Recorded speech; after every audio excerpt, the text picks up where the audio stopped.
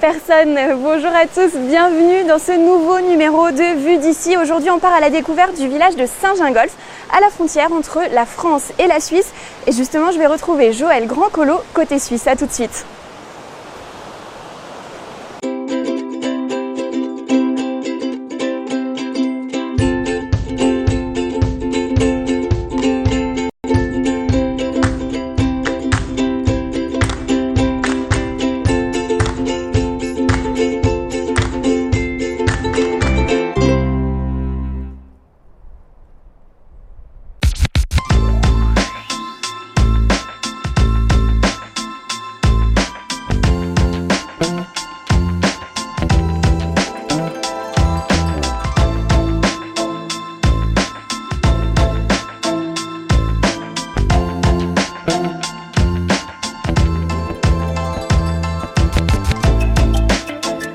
Bonjour Joël Grandcolo, vous êtes président de l'Office de tourisme de Saint-Gingolph. Expliquez-nous d'abord où est-ce qu'on se trouve ici. Alors ici on se trouve au cœur du quartier historique de Saint-Gingolph, avec juste derrière nous le château du XVIe siècle, la chapelle du XVIe siècle également.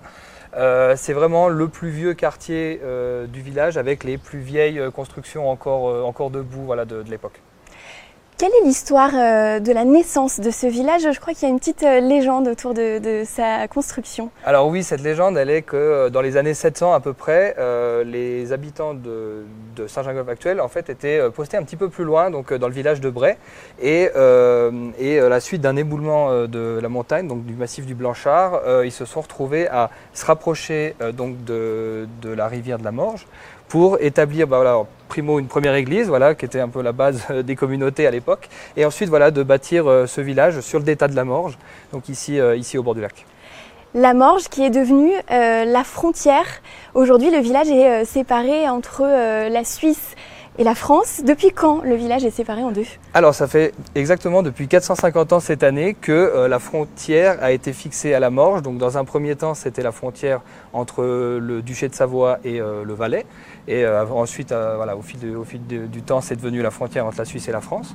Mais du coup, ça fait 450 ans, le 4 mars 1569, qu'un traité de paix a été signé à Thonon, à la suite de multiples conflits, multiples guerres entre les Savoyards, les Valaisans, les Bernois, les Piémontais, etc. Il y a eu beaucoup de conflits à cette époque-là. Saint-Gingolph s'est retrouvé un coup savoyard, un coup valaisan, un coup sous autorité bernoise. Et du coup, ce qui s'est passé, c'est que au bout d'un moment, tous se sont mis autour de la table. Le duc Emmanuel Philibert de Savoie a proposé de signer un traité de paix. Et peut-être sans trop y regarder, ils ont mis la frontière à la Morge, ne voyant peut-être pas qu'ils étaient en train de couper un village en deux. Et depuis 450 ans, on vit comme ça malgré cette frontière. Alors les 450 ans de l'amitié franco-suisse, justement, vous les célébrez cette année. Et on arrive sur la frontière, tout simplement. Oui. Quel est cet endroit? Comment il s'organise? Et qu'est-ce qui reste de cette frontière? Alors là, on arrive sur le pont du Moulin, donc, qui est le plus ancien pont encore existant à Saint-Gingolph, donc au-dessus de la frontière. C'est là qu'on a fêté le 4 mars dernier les 450 ans, jour pour jour, de l'établissement de la frontière ici. Alors ce pont, il a valeur de lien entre nos deux pays. Il est vraiment au cœur de notre quartier, d'un côté historique médiéval et de l'autre le quartier d'après-guerre, après la reconstruction. On a typiquement ici une vieille grange qui servait à l'époque de cellule de dégrisement pour les gens un peu fêtards qui essayaient de passer la frontière. Et donc on a des moments de joie ici, d'échange, de communion. Mais ce pont, il a aussi été un point important pendant la guerre, parce que juste ici, il y avait une palissade en bois qui marquait la frontière entre la Suisse et la France occupée. Et justement, un événement tragique a particulièrement marqué le village de Saint-Gingolph pendant la guerre. Oui, alors c'est un moment très fort de notre histoire contemporaine. Le 22 juillet 1944, alors que le village côté français était occupé par les nazis, le maquis a tenté un coup de force pour essayer de le reprendre. Et ce coup de force a malheureusement manqué. Il y a eu vraiment des gros soucis. Et le lendemain, les Allemands sont venus pour représailles. Et on va aller voir un autre point important de l'histoire, un mémorial justement aux personnes qui ont laissé la vie dans cet événement tragique.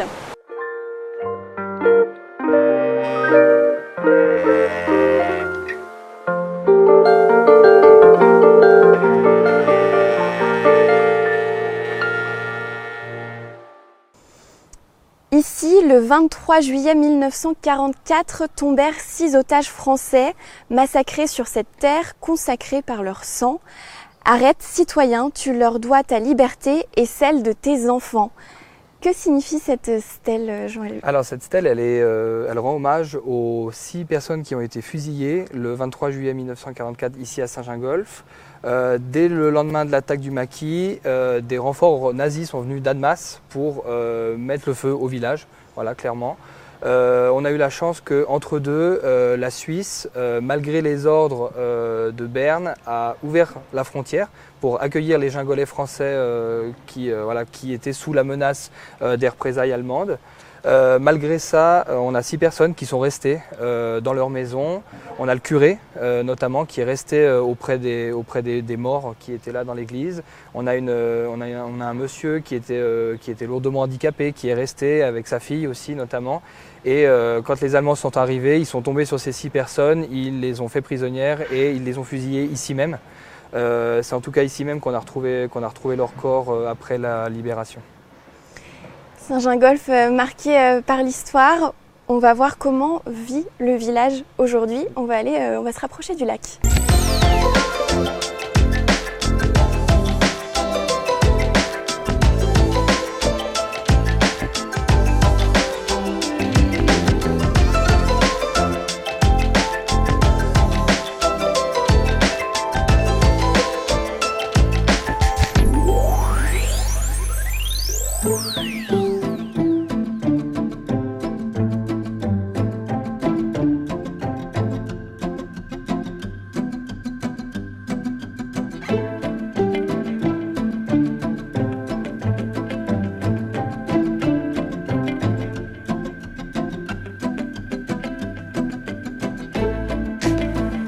Joël, on a rejoint le port côté suisse ici. La navigation, c'est aussi un pan important de l'histoire de Saint-Gingolph. Oui, parce que pendant très très longtemps, en tout cas pendant un siècle, Saint-Gingolph c'était le principal chantier naval des barques du Léman. Il se trouvait juste derrière nous, là, à quelques mètres. Et c'est donc d'ici que sont sorties la grande majorité des barques à voile latine. Saint-Gingolph a beaucoup misé sur le lac pour son développement pendant très longtemps. On avait notamment toute notre production de châtaignes. Saint-Gingolph était la plus grande châtaigneraie d'Europe aussi à une époque. On a beaucoup exporté notre production de châtaignes sur les marchés vaudois grâce justement au lac, pour rejoindre la Riviera vaudoise. On exportait notre bétail, on exportait nos productions de fruits et de légumes notamment. Donc on était très tourné navigation lacustre. Et puis certains venaient chercher un bijou un peu spécifique qui était produit ici. Oui, tout à fait. On avait une production de perles du lac artificielles, donc des perles de culture qui étaient réalisées à base d'écailles de poisson. Et ces colliers ressemblaient tellement à des vrais colliers de perles que nombreux touristes étrangers qui séjournaient dans les palaces de la Riviera vaudoise prenaient des bateaux spécialement affrétés par leurs établissements, par leurs hôtels, pour venir ici à Saint-Gingolph acheter ces colliers de perles pour pouvoir ensuite aller les montrer à leurs amis. Et on a la chance que depuis quelques mois, un Gingolais passionné a relancé cette production de perles du lac. Aujourd'hui, qu'est-ce qui fait l'identité de Saint-Gingolph? C'est un village qui est toujours ouvert sur le lac? Oui, alors clairement, coincé entre lac et montagne, on est presque obligé de se tourner, en tout cas pour moitié, en direction du lac. On a la chance d'avoir une réplique d'une barque à voile latine, pour des croisières. On a la chance d'être desservi par les bateaux à vapeur de la compagnie de navigation. On a 3 plages gratuites, dont une plage labellisée pavillon bleu. Donc notre vie, elle est vraiment beaucoup tournée vers le lac encore aujourd'hui. Ouais. Alors finalement, Saint-Gingolph, c'est pas qu'un lieu de passage. On voit que c'est aussi un lieu avec une activité économique qui a toujours été plutôt florissante. Oui, pendant même une certaine époque, on avait jusqu'à 15 hôtels, restaurants dans le village. Donc il y a toujours eu vraiment voilà, une activité avec des gens de passage à la Belle Époque, voilà, dans les restaurants du bord du lac sur le quai. Donc ça a toujours été voilà, très reconnu comme lieu de villégiature voilà, calme et convivial. Et en plus, il y a une source d'eau avec une eau qui avait des propriétés assez recherchées. Oui, tout à fait. Et elle coule toujours à l'entrée du village. Voilà, tout le monde peut aller encore en chercher. Donc, c'est l'eau minérale des Serves, qui est très réputée, qui a été mise en bouteille pendant quelques années aussi, et qui avait des propriétés diurétiques, notamment pour les personnes qui avaient des problèmes de reins. Bon, il y a plein de choses à découvrir, et puis on va continuer à se balader près du lac parce que c'est quand même hyper agréable.